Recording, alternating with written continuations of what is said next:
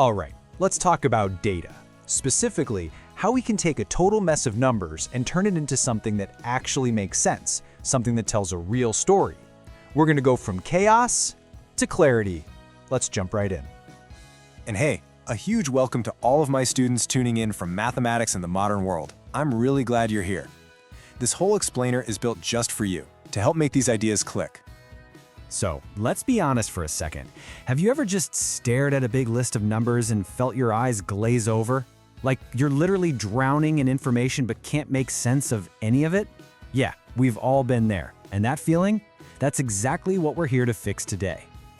So our first stop is moving from that data chaos into some real clarity.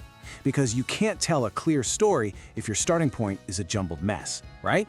This is step one. It's the foundation for everything else.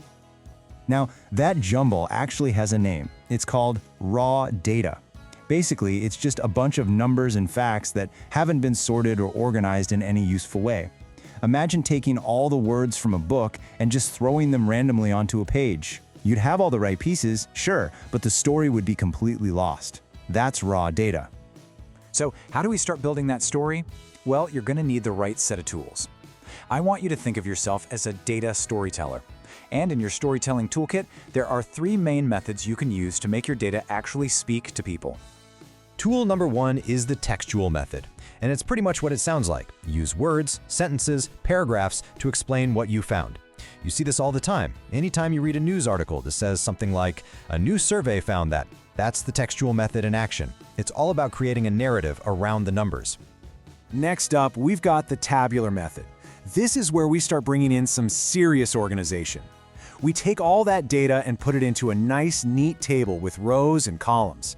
This is an absolute favorite for researchers and statisticians because it just summarizes so much information so cleanly. It makes comparing things super easy. And third, my personal favorite, the graphical method. This is where your data gets to be a star.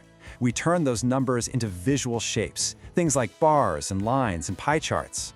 And you know, I love that this definition mentions adding beauty, because a really good graph does more than just show you information. It catches your eye and makes the main point jump out at you instantly. And you've got a whole visual language to choose from. You can use bar charts to compare things, line graphs to show changes over time, pie charts to show parts of a whole. You even have pictographs that use little pictures, and map graphs for data that's tied to a location. Each one is like a different kind of paintbrush for your data story. Okay, just a quick pause here. I have to give a huge thank you for all the amazing support and love you've been showing on our class channel, No Problem Only Solution. It seriously means a ton. And hey, if you're new around here and you're getting something out of this, do me a favor and hit that subscribe button. We'd love to have you in our learning community. All right, back to it. Now for the most important part. We've looked at text, tables, and graphs one by one. But the real secret, the thing that takes your data presentation to the next level, it's using all 3 of them together. They are an unstoppable trio. And here's how they work together so perfectly. You start with the text to explain what the research is all about and give some context. Then you bring in the table to show all the summarized, detailed information that proves your point. And finally, you hit them with the graph to visualize that one key takeaway, making it super clear, powerful, and easy to remember. And hey, don't just take it from me. The research is clear on this. It says right here, texts, tables, and graphs go together in every research study for better presentation of results. So this isn't just, a nice suggestion. It's really the best practice. It's how you build a case with data that's solid, clear, and totally convincing. So, let's wrap this up. What we've talked about today isn't just another lesson. It's a skill, a really powerful one.